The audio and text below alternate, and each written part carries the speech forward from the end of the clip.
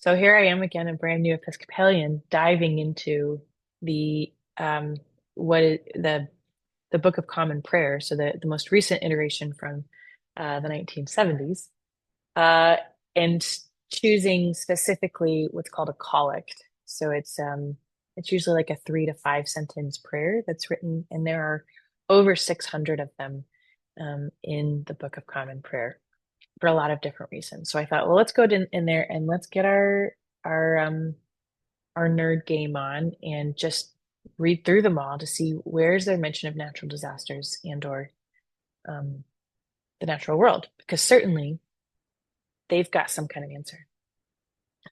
And I'm going to try to remember the stats here. So they might be off slightly, but they'll be close. In in over 600 of these collects, only I think it was either 10 or 12 reference the natural world.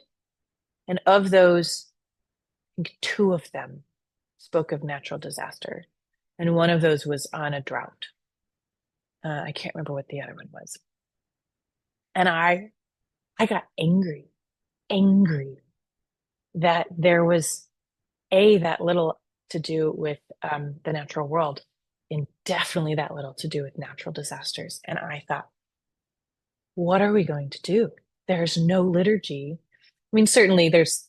So I started doing more research. What liturgy is there, particularly for climate change and for this where these two worlds can meet? So to come back to your question, uh, and there's not much. There's a little bit, but a lot of it is scattered to the wind. A little bit here and there on a different church's website or maybe a different denomination's website.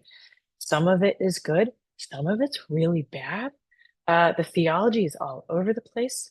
And so if you are looking for, let's say that you are a minister and you're looking to put together a service and you just had a wildfire 5 days ago, or you know that a hurricane is coming in 2 days, um, where do you go for the liturgy that is seemingly different? It's uncommon. It's not in your normal canon.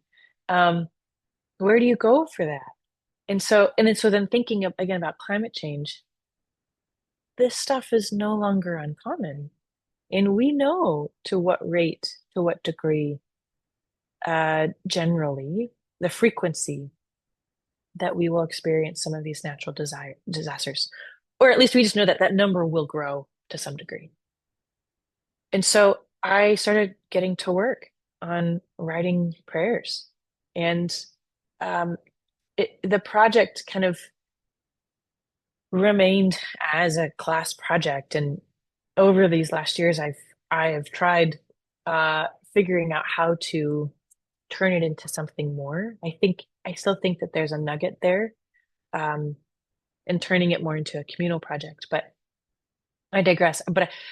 But all that to say that I still believe that particularly liturgy is can be a powerful blending or meeting place for those two worlds for two reasons. One, like I've mentioned before, because it is already a tool that is utilized in religious services. And again, I'm speaking more so from the lens and viewpoint of Episcopal services. But sometimes these liturgies are